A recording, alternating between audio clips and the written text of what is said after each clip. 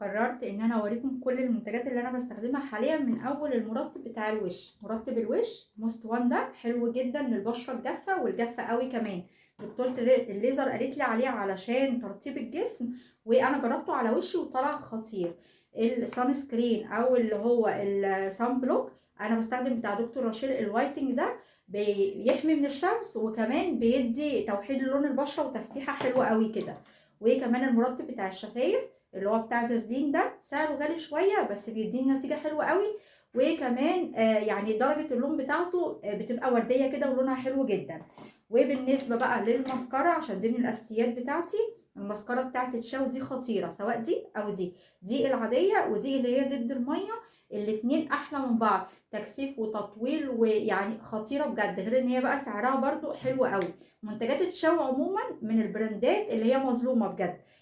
ايه كمان اللي هو المثبت او البودر بتاع التثبيت ده بتاع اماندا شفاف اللي هو الابيض ده، برضو حلو جدا. انا مش بستخدمه كتير بس يعني اوقات بحتاجه. وكمان الكونسيلر، عشان دي حاجه اساسيه بالنسبه لي عشان الهالات. انا ما بحطش فونديشن، لكن الكونسيلر ما اقدرش استغنى عنه، وعلشان بستخدمه كتير لازم يكون كونسيلر طبي. فجربت دراجون وجربت كليو، الاتنين التغطيه بتاعتهم متوسطه، فهحاول ان انا اشوف لهم بدائل عشان التغطيه مش احسن حاجه بالنسبه لي. وكمان دراجون مفيش منه درجات، لكن كليو في منه درجات. اسعارهم في العروض الى حد ما بتبقى كويسه، بس انا عايزه اشوف لهم بديل بصراحه.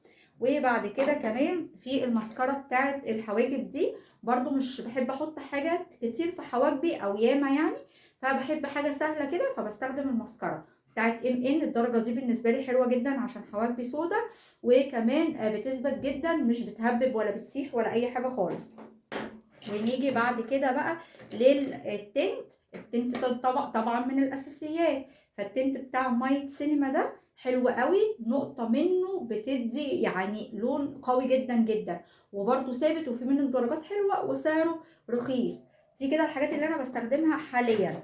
وبعد كده بقى في كمان الليب لاينر، اللي هو القلم بتاع فولمار ده طبعا الكوبي، بس ناعم جدا والوانه حلوة وسعره برده رخيص.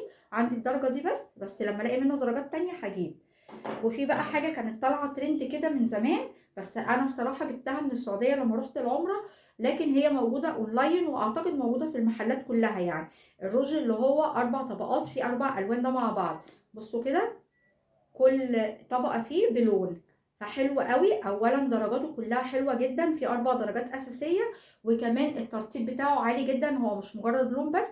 وريحته خطيرة، ريحته كده فواكه، فالواحد وهو بيحطه يبقى حاسس كده ان هو عايز ايه ياكله. فدي كده الاساسيات بتاعتي. انا مش بحب الفول ميك اب، يا دوب بحط اساسيات. فدي كده المنتجات اللي انا بستخدمها حاليا.